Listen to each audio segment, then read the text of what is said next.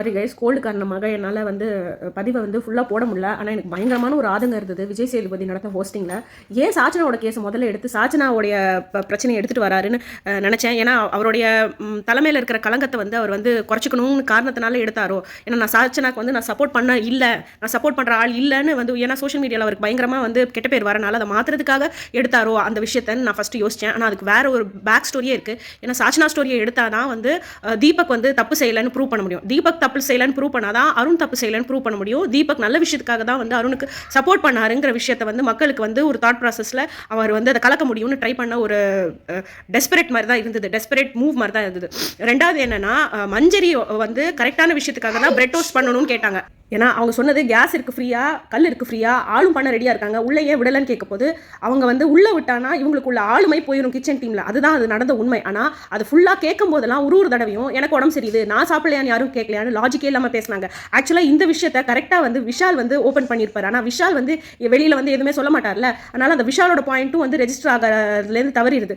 ஆனால் அங்கே கல்லும் இருந்தது, பிரெட்டும் இருந்தது, கல்லும் இருந்தது, ஸ்டவ்வும் இருந்தது, எண்ணெயும் தேவையில்லை டோஸ்ட் பண்ணுறதுக்குன்னு கிளியராக சொல்லிட்டாங்க மஞ்சரி. இருந்தாலும் அவங்க வேணும்னே செய்ய விடலை. ஏன்னா இவங்களுக்கு ஆளுமை போயிடுங்கிற காரணத்தினால இதை ப்ரூவ் பண்ணணும்னு இருந்தா. ஏன்னா இதுதான் உண்மையான மிஸ்டேக் இருந்திருந்தா மஞ்சரி மேட்டரை ஃபர்ஸ்ட்ல எடுத்திருப்பாங்க. ஏன்னா மஞ்சரி மேட்டர் ஃபர்ஸ்ட்ல எடுத்தானா மஞ்சரி சொன்னது கரெக்ட் தான் ப்ரூவ் ஆயிடும், தீபக் செஞ்சது தப்புன்னு ப்ரூவ் ஆயிடும், அருண் ஓவரா ரியாக்ட் பண்ணாருங்கிற ப்ரூவ் ஆயிடும், பிரியாணி மேட்டர் எடுத்துட்டு வெளியில வரணும். ஏன்னா அதை டெலிகாஸ்ட் பண்ணி 2-3 தடவைக்கு மேல இவங்க இந்த மாதிரி திருட்டு பிரியாணி காமன் கிராசரிஸ்ல வச்சு எடுத்து செஞ்சுட்டாங்க.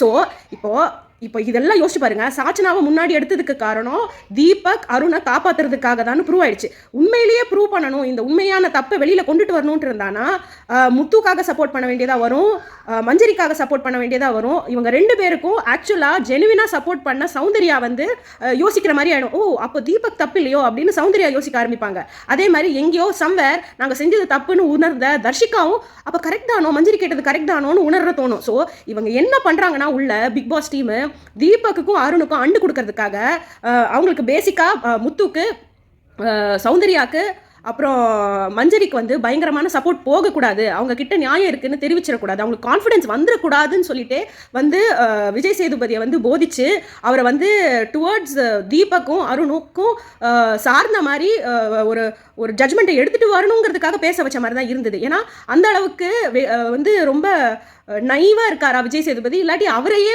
பிரெயின் வாஷ் பண்ணிட்டாங்களா பிக் பாஸ் டீம், இல்லாட்டி அவருக்கு அந்த அளவுக்கு சுயபுத்தி இல்லாமல் பிஹேவ் பண்ணாரான்னு கூட சத்தியமாக தெரியல.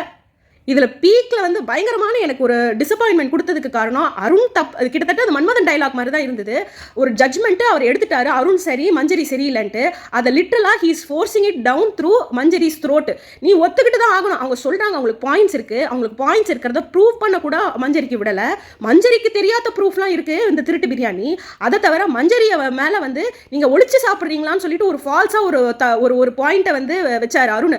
அதுதான் இப்போ மஞ்சரிக்கு அருண் மேலே இருக்கிற பேக்கேஜை டிஸ்கஸ் பண்ண விஜய் சேதுபதி அருணுக்கு மஞ்சரி மேல இருந்த பேக்கேஜ் என்னன்னா, முந்தின நாள் நீங்க எல்லாம் தனியா வச்சு சாப்பிடுறீங்களான்னு மஞ்சரி கேட்டனால தான். ஆனா உண்மையிலேயே அவங்க தனியா வச்சு சாப்பிடுறவங்க தாங்க. நிறைய இடங்கள்ல 24/7 நீ காஃபிலாம் கூட போட்டு கொடுக்குறாரு மற்ற குரூப்புக்கு யாருக்கும் தெரியாம. நான் விஷால் கிட்ட சொல்றாரு, நான் ஃப்ரைடே உனக்கு பண்ணி தரேன், உனக்கு ஸ்பெஷலா ப்ரொசீஷனை ஓரமா எடுத்து நான் உனக்கு சமைச்சு கொடுத்துட்டா உள்ள இருக்கிற கண்டஸ்டன்ஸ்லாம் கண்டுபிடிச்சிருவாங்க, நான் உனக்கு தனியா செஞ்சு தரேன்லாம் சொல்லி ஃபேவரிசமா சில பேருக்காக தனியா ப்ரொவிஷனை ஒதுக்குறாரு. இதெல்லாம் லைவ்ல காட்டக்கூடாது. காட்டிட்டு அதுக்கப்புறம் மஞ்சரி தப்புன்னு இவங்க வீக்கெண்ட் எபிசோட்ல விஜய் சேதுபதியை ப்ரூவ் பண்ண வைக்க கூடாது.